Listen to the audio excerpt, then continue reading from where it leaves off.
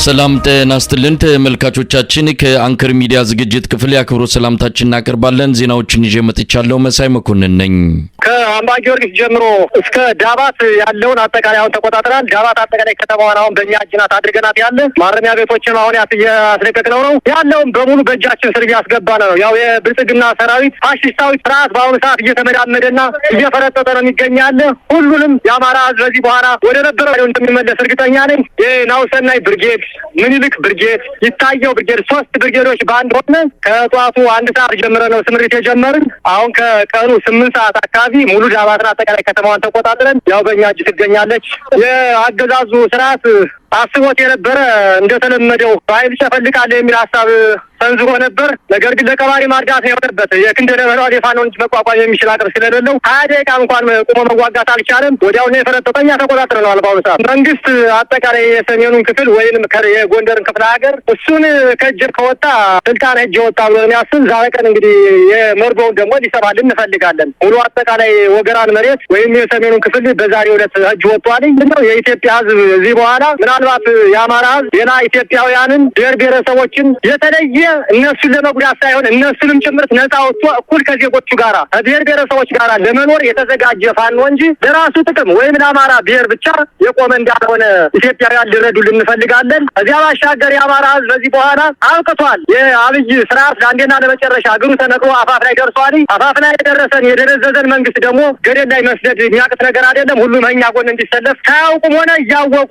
ለወዳቸው ብለው አድማ በታኝ ወይም ፖሊስ ሚሊሻ ወይም ሰላም አስከባሪ እንግዛለን የደንቆሮ ስብስብ አሁንም ወደ ህዝባቸው ወደ ቀልባቸው ተመልሰው እኛ ጋር እንዲሆኑ ማለት ፈልጋለሁ። በጎንደር በበርካታ አካባቢዎች ውጊያዎች እየተደረጉ ነው። የአማራ ፋኖ ጎንደር እዝና የአማራ ፋኖ በጎንደር በተናጠልና በጥምረት እያካሄዱ ባሉት የማጥቃት እርምጃ ተጨማሪ ቁልፍ አካባቢዎችን መቆጣጠራቸውን ያገኘነው መረጃ ያመለክታል።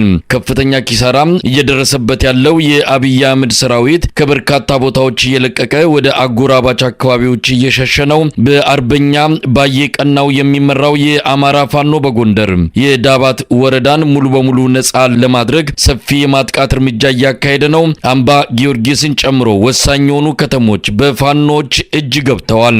ጎንደር ከተማ ዙሪያዋን በፋኖች ከበባ ውስጥ መሆኗን የአማራ ፋኖ የጎንደር እዝ አስታውቋል። የመከላከያ ሰራዊት ቋሚ እና መደበኛ የወታደራዊ ካምፕ ነበሩት ደባርቅና ዳባት ላይ ከጎንደር ከተማ 90 ኪሎ ሜትር እና ከጎንደር ከተማ 45 ኪሎ ሜትር ላይ ዳባትና ደባርቅ ላይ ከፍተኛ ቁጥር ያለው ሰራዊት አከማችቶ ነበረ። ይሄን ሰራዊት እንግዲህ ከትናንትና መሻሽ ጀምሮ ነው ውጊያ የተከፈተበት። በጣም ከፍተኛ ሰራዊት ቁጥር የነበረውን ዛሬ አጥቅተው የደባርቅ ከተማን ሙሉ በሙሉ ማለት በሚያስችል ሁኔታ የመከላከያ ሰራዊቱ ከካምፕ ወጥቶ የማረሚያ ቤቱና የፖሊስ ጽሕፈት ቤቱን ብቻ ምሽግ አድርጎ ራሱን እየተከላከለ ባለበት ሁኔታ ነው ያለው። ሙሉ በሙሉ ከተማዋን ፋኖች ተቆጣጥረዋቸዋል። እንዲሁም የሸሸው ሰራዊት ወደ ጎንደር ከተማ እንዳይሄድ ዳባትና ወገራ አምባ ጊዮርጊስ ከተማ ላይ ሌሎች የፋኖ ኃይሎች ሁለቱን ከተማ አጥቅተው ይዘዋል። በጎንደር 2 እዝ ነው ያለው። እንደሚታወቀው በአመራሮች ደረጃ ተነጋግረው እነዚህን ትልልቅ 3 ከተሞች አጥቅተው ለመያዝ ተነጋግረው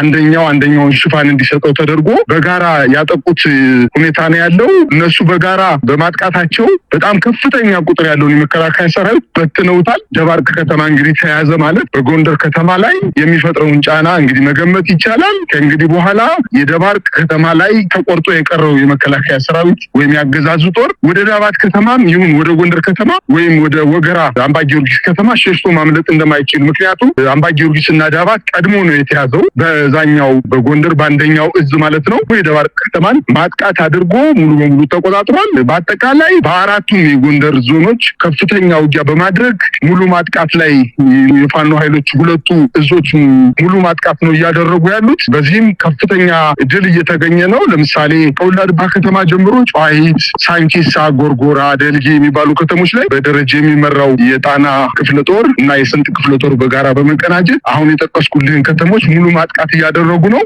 አጠቃላይ ጎንደር በጣም በከፍተኛ ሁኔታ ተነስቷል። የጎንደር ፋኖች ከአካባቢው ማህበረሰብ ሚኒሻ እና ታጣቂዎች ጋር በመቀናጀት ጥቃት እየሰነዘሩበት ነው። አሁን ከጠቀስኩልህ ከተሞች ላይ ማለትም ቆላድባ፣ ጨዋሂት፣ ጎርጎራ፣ ሻውራና ደልጂ ከተሞች በእነዚህ 5 ከተሞች ምንም አይነት ሚኒሻ ትጥቅ ይዞ የመከላከያ ሰራዊቱን እገዛ የሚያደርግ ሚኒሻ ሙሉ በሙሉ ከጥርነፋ ወጥቶ ወደ ፋኖ ኃይሎች ተቀላቅሏል። ይህንን በመስጋት መደበኛ ፖሊሶችን እንዲሁ ይጠፋሉ በሚል ሳቤ ጠርንፈው ወደ ጊዜያዊ የመከላከያ ካምፖች ላይ አስቀምጠዋቸዋል። መሳይ በተለይ በጣቁሳ ወረዳ ከ300 በላይ የሚሆኑ ሚኒሾች ከዚህ በፊት ካምፕ ተሰጧቸው የፋኖ ኃይሎችን ለመከላከል ለብቻቸው ማጥቃትና መከላከል እንዲሁም ከተሞችን የገጠር ከተሞችን እየጠበቁ ነበረ። ከዛሬ ሳምንት በፊት የወረዳ አመራሮችን የጣቁሳ ወረዳ አመራሮች በመመታታቸው በፋኖስ በመመታታቸውና እነሱን አጅቦ ሲሄዱ የነበሩ የመከላከያ ሰራዊት አባላት በመመታታቸው አብዛኛው የሚኒሻ አባላት እጅ ሰጥቶ ነበር። ነገር እጅ አንሰጥም የፋኖ ኃይሎችን አንቀላቀልም ብለው በህዝባችን ላይ በደል ሲፈጽሙ የነበሩ የደልጊ ከተማን አካባቢ ከበው አድረው የሚኒሻ ካምፕ ላይ ጥቃት በመሰንዘር ከ12 በላይ ሚኒሾችን ገለው 4 አቁስለው ሌሎችን ማርከው ይዘዋቸው ሂደዋል። ከዛ በኋላ በከተሞች ላይ አሁን የደልጊን የሚኒሻ መሞት መቁሰልና መማረክን በአካባቢ የሚገኙ ወረዳዎች በመስማታቸው ምንድነው ያደረጉት? ሌሎች ሚኒሾች እኛ ከመሞታችን በፊት ወደ ፋኖ ደንጃችን መስጠት አለብን በማለታቸው የደምቢያ ወረዳ ምስራቅ ደምቢያም፣ ምዕራብ ደምቢያም፣ ቆላድባና ጨዋሂት የነበረው ሻውራ የነበረው ሳንኪሳ የነበረው የሚኒሻ ኃይል በሙሉ እጅ ሰጥቷል። አሁን ደግሞ በከተሞች ላይ የማራኪ ክፍለ ከተማ የሚኒሻ ጽሕፈት ቤት ኃላፊ የራሱን አባላቶችን ጠርንፎ ይዞ ሙሉ በሙሉ ሄዶ ከፋኖ ኃይሎች ጋር ተቀላቅሏል። በአጠቃላይ አሁን የሚኒሻ ኃይል መንግስት አስታጥቆ እርስ በርሱ ሊያጋድላቸው ከነበሩት አብዛኛዎቹ ሚኒሻዎች ይሄ እርስ በርስ መጋደል ነው ብሎ ስለገባቸውና ሴራው በማወቃቸው ምክንያት በአብዛኛው ማለት ይቻላል ወደ ፋኖ ኃይሎች ተቀላቅለዋል። እንግዲህ አሁን የቀረው ብቸኛው ራሱን መከላከል ላይ አስቀምጦ በምሽግ ተቀምጦ ያለው የመከላከያ ሰራዊት ነው። እሱንም እንግዲህ ደባርቅና ዳባት ላይ ትልቁ ወታደራዊ ካምፕ በመመታቱ ራሱን መከላከል በማይችልበት ደረጃ በመድረሱ አሁን በአጭር ጊዜ ውስጥ ጎንደር 4ቱም የጎንደር ዞኖች ነፃ ይወጣሉ የሚል እምነት ነው ያለ መሳይ። በሌላ በኩል እየጨመረ የመጣውን የአብይ አህመድ የምርኮኛ ቁጥር ለማስተናገድ የሚያስችል የምግብና ሌሎች ድጋፎች እንዲደረጉለት የአማራ ፋኖ ጎንደር እዝ ለዓለም አቀፉ ማህበረሰብ ደብዳቤ በትኗል። የአብይ አህመድ አገዛዝ ምርኮኞችን ለመቀበል ፈቃደኛ ባለመሆኑ ቀይ መስቀልን ጨምሮ ዓለም አቀፍ ተቋማት ድጋፍ እንዲያደርጉ ነው በተበተነው ደብዳቤ የተጠየቀው። አርበኛ ዮሐንስ ንጉሱ የጎንደር እዝ ህዝብ ግንኙነት ክፍል በጎንደር በ4ቱም ቀጠናዎች ውጊያ ላይ ነን ይላል። የአማራ ፋኖ ጎንደር እዝ አጠቃላይ አብዛኞቹ ክፍለ ጦሮች ወደ አውሮጃ እንዲገቡ ማድረግ ተችሏል። መላ ጎንደር ዋና ዋና መስመሮች ጠላት የተቆጣጠራቸው ከተሞችን ኢላማ ያደረጉ ጠላትን የሚደመስሱ አጠቃላይ ተራርቆ የሚያስቀሩ ብርቱ እንቅስቃሴዎችን በትስስር ጀምራል። በዚህ መሰረት ዛሬ አጠቃላይ የጎንደር አካባቢዎች ማለትም በደቡብ ጎንደር፣ በሰሜን ጎንደር፣ ማዕከላዊ ጎንደር እንዲሁም ምዕራብና ምስራቃዊ የጎንደር አካባቢዎች አውደ ውጊያዎች ተጀምረዋል። የጎንደር ከተማ በከበባ ውስጥ ትገኛለች። በአሁኑ ሰዓት ምናልባትም ከደቂቃዎች በኋላ ነጻ የመሆን ዕድል ይኖራታል። ከዛ ውስጥ የደባርቅ ዳባትን ከተሞች አንዳንድ ቦታ በክልል አንዳንድ ቦታ ጎንደር ብቻ የብርጌዶችና ክፍለ ጦሮችን በማሰለፍ አውደ ውጊያዎች እየተደረጉ ይገኛሉ። በደንቢያ 2 ቀጠና ፍራንኪስታና ቆላድባ እንዲሁም ግራርጌ አካባቢ እንዲሁም አዘዞ ዙሪያ አሁኑ ሰዓት ውጊያና የውጊያ እንቅስቃሴዎች ተፈጥረዋል። አምባ ጊዮርጊስን ሙሉ በሙሉ ተቆጣጥረናል። ደባርቅን እንዲሁም ዳባትና ዳራን አካባቢዎች ጨምሮ የመተማ ቀጠናዎችን የደንቢያ ቀጠናዎችን አብዛኞቹን ቀጠናዎች ጠላትን ተፋፍለን እየመጣን እያፍረከረክን እያስመደመድነው እንገኛለን። በዚህ አጋጣሚ እጃቸውን ለመስጠት ፈቃደኛ የሆኑት በምርኮ ፍር የሆኑ እጃቸውን እንዲሰጡ እየተደረገ ነው ያለው። ቀሪዎቹ ግን ማሻፈሪ ብለው የብልጽግናን ቡድን በጥቂት በፍላጎት መስዋዕትነት እንዳይከፍል ቤተሰብ ዘመድ እንዲናገር እየደወለ እንዲናገር በስልክ በደብዳቤ በአካል በሚተመቸው የግንኙነት አግባብ የሰራዊት አባላት የሆነ በአማራ ክልል ውስጥ ያለ አጠቃላይ ህይወቱን እንዲያድን ያደረገውን ጥሪ እንዲቀላቀል ከዛ ውጭ ግን የማያዳግም እርምጃ እየተወሰደ ይቀጥላል ማለት ነው። አርበኛ ዮሐንስ እንግዲህ በእናንተም በአርበኛ ባየ ቀናው በአማራ ፋኖ በጎንደር የዳባትን ከተማ ዛሬ እንደተቆጣጠሩ ሰምተናል። በአጠቃላይ በጎንደር የሚካሄደው እንቅስቃሴ ተጠናክሮ ቀጥሏል። የጻፋችሁትም ደብዳቤ አለ ለዓለም አቀፉ ማህበረሰብ በተለይ ለቀይ መስቀል እርዳታ እንዲደረግ፣ ምክንያቱም ከፍተኛ ቁጥር ያለው ምርኮኛ በእጃችሁ ስለሚገኝ ለነሱ ቀለብና ለአንዳንድ ነገሮች። እስቲ ምንድነው የጻፋችሁት ደብዳቤ? የጻፍነው ደብዳቤ በተመለከተ በስልክ ግንኙነት ለማድረግ እንደሞክሯል ከዓለም አቀፍ ቀይ መስቀል ማህበር ጋር ምርኮኞችን በውጊያ መስዋዕትነት ከፍለን ህይወታቸውን እኛ መስዋዕትነት ከፍለን እነሱን ህይወታቸውን አድነን ለቤተሰብ ተረከቡ እያልናቸው ነው። ለእነሱ እንዲረከቡ እንደገና ቤተሰቦቻቸው ጋር እንዲያገናኙ ደህንነታቸው እንዲጠበቅ ሕክምና እንዳደርጉላቸው ድጋፍ እንዳደርጉላቸው የልጆች ድጋፍ እንዳደርጉላቸው ያስፈልጋል። ይሄ ደግሞ መደበኛ ስራቸው መካከል አንዱ ነው። ይህን ጥሪ አድርገናል። በተደጋጋሚ ሌሎች ሰብአዊ መብት ተሟጋቾችን ጠይቀናል። አምባገነኑ የአብይ አህመድ አገዛዝ ግን ነጻ እንቅስቃሴ እንዳያደርጉ በሀገሪቱ የሚገኙትን የሲቪክ አሶሴሽኖች ዓለም አቀፍ የሆኑ በሀገሪቱ የሚንቀሳቀሱ ጭምር ያልተፈለገ ተጽዕኖ ስለሚያደርግባቸው በምንፈልገው ልክ መኮኞችን ሊረከቡን አልቻሉም፣ ወይም ደግሞ ሊጎበኛቸው አልቻሉም። ጫና እንዳለባቸው ደርሷል። በዚህ ምክንያት ግን ምርኮኞችን የመቀለብ እዳው፣ መኮኞችን የማሳከም እዳው በእኛ እጅ ነው ያለ። ይህ በድጋሚ ጥሪ ያቀረብነው በዚህ ምክንያት ነው ማለት ነው። የአህመድ አገዛዝ ደግሞ ምርኮኞችን በተመለከተ ምንም ከማለት ተቆጥቧል ማለት ነው። ያገኛችሁት ምላሽ የለም እስካሁን ከዓለም አቀፉ ማህበረሰብ ከቀይ መስቀልም ሆነ ከሌላው አካል? ሌሎች አካላቶችን እንዳልኩ ተጽዕኖ ምክንያት የመገናኘት ዕድሉ አስቸጋሪ ሆኖብናል። ከዓለም አቀፉ ቀይ መስቀል ማህበር ጋር ግን በስልክ እንዲረከቡ የቀረበላቸውን ጥያቄ ለማስፈጸም የሚቸገሩ መሆኑን የሚቸገሩበት ምክንያት ደግሞ አሁን ያለው በነጻነት የሰብአዊ እርዳታ አገልግሎት መስጠት አስቸጋሪ የሆነ እንደመጣ ጠቅሰዋል ማለት ነው። ከዚህ ውጭ ግን አሁንም ግፊት አድርጎ ዓለም አቀፍ ማህበረሰብ የሰብአዊ መብት ጉዳይ ነው። እነዚህም ምርኮኞች እንዲረከበን እንፈልጋለን። እስከዛው ደህንነታቸውን ጠብቀን እናቆያለን። የአብይ አህመድ አገዛዝ በአማራ ክልል በፋኖ ኃይሎች ላይ በአየርና በምድር ኃይል የታገዘ መጠነ ሰፊ ጥቃት ለመክፈት መዘጋጀቱ ተገለጸ። ለዚህ ጉዳይ ምክትል ኤታ ማዦር ሹም ጀነራል አበባው ታደሰ በዚህ ሳምንት ውስጥ ወደ ባህር ዳር እንደሚሄድ ነው የደረሰን መረጃ የሚያመለክተው። አሁን ባለው አካሄድ ጎንደርና ባህር ዳር በፋኖች እጅ ሊወድቁ የሚችሉበት ሁኔታ ሰፊ ነው የሚል ግምገማ ያደረጉት የአብይ አህመድ የጸጥታ መዋቅር ባለስልጣናት የመጨረሻውን ጠንካራ ጥቃት በመፈጸም በተለይም ባህር ዳርንና ጎንደርን ማትረፍ አለብን የሚል ውሳኔ ላይ መድረሳቸውን ለማወቅ ተችሏል። ሰራዊቱ በጎንደርና በወሎ የደረሰበት ከፍተኛ ኪሳራ ያስደነገጠው የአብይ አህመድ አገዛዝ ከውጊያ በተጨማሪ በራሱ ጊዜ ከተለያዩ ቁልፍ አካባቢዎች ለቆ በመውጣት ላይ መሆኑም ተመልክቷል።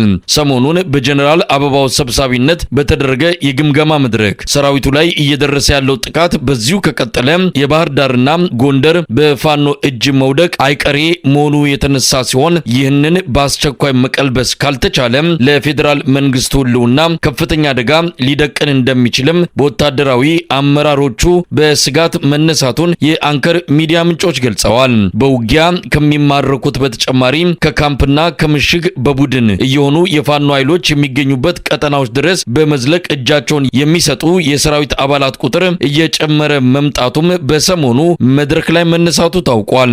በዚህ ሳምንት ውስጥ በተለይ በጎጃምና በጎንደር በስፋት ይካሄዳል በሚል በአብይ አህመድ ጀነራሎች ከውሳኔ ላይ የተደረሰው የጥቃት እርምጃ ጎንደርና ባህር ዳርን ከመታደግ ባለፈ በአንዳንድ ቁልፍ አካባቢዎች የብልጽግናን መዋቅር መልሶ የማደራጀት ተልዕኮም እንደሚኖረው ተጠቁመዋል።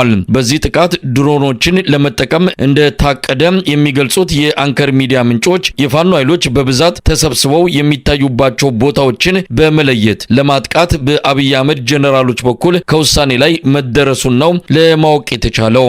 ያገዛዙ ድሮን የመጠቀም አቅም ተዳክሟል። በተለያዩ ምክንያቶች የድሮን ጥቃት ለመፈጸም በሚያስችል ቁመና ላይ እንዳልሆነ የሚጠቅሱት የወታደራዊ መረጃ ምንጮች ለማስፈራራት የሚደረግ የስነ ልቦና ዘመቻ ካልሆነ በቀር የአብይ አህመድ አገዛዝ የአየር ላይ ጥቃት ለመሰንዘር አይችልም ሲሉም ይገልጻሉ። ጀነራል አበባው ታደሰ በሰፊው ለመክፈት ስለታቀደው አዲስ ጥቃት ከአማራ ክልል ኮማንድ ፖስት አመራሮች ጋር እንደሚወያይም ተመልክቷል። በተያያዘ ዜናም በጎንደር አይምባና በሰሜን ወሎ ቃል በቃሊም ከፍተኛ ኪሳራ የደረሰበት የአብይ አህመድ አገዛዝ ወታደራዊ ሹማምንቶች የጅቡቲ መስመር ይቆረጣል የሚል ስጋት እንዳላቸውም ታውቋል። ለዚህም ጠንካራ ኃይል ለማስፈር እቅድ ተይዟል። የአይምባውና የቃሊሙ ድል የሸዋ ፋኖችን በጅቡቲ አዲስ አበባ መስመር ላይ ጥቃት እንዲከፍቱ ሊያደርጋቸው ይችላል የሚል ስጋት በወታደራዊ ጀነራሎቹ ዘንድ መኖሩን ነው የአንከር ሚዲያ ምንጮች ካደረሱን መረጃ ለማወቅ የተቻለው። የፋኖ ግስጋሴ በዚሁ ከቀጠለ የፌዴራል መንግስቱን ህልውና ከፍተኛ አደጋ ውስጥ እንደሚገባ የተረዱት የአብይ አህመድ ጀነራሎች በተለይ ሸዋ ላይ የሚንቀሳቀሱት የፋኖ ኃይሎች የጅቡቲን መስመር እንዳይቆርጡት ለማድረግ ጠንካራ የመከላከያ ኃይል በቀጠናው ለማስፈር ከውሳኔ ላይ መድረሳቸው ታውቋል። የዛሬ ዓመት የአማራ ፋኖዎች ወደ ጅቡቲ መስመር የሚጠጉ አካባቢዎችን መቆጣጠራቸውን ተከትሎ ሽብር ውስጥ የገባው የኦሮሚያ ብልጽግና በድሮን በጄትና በከባድ መሳሪያዎች እንዲሁም መከላከያ ሰራዊቱን የኦሮሚያ ልዩ ኃይልንና ሚሊሻዎችን በማሰለፍ ፋኖች ከያዟቸው አካባቢዎች እንዲለቁ ማድረጉ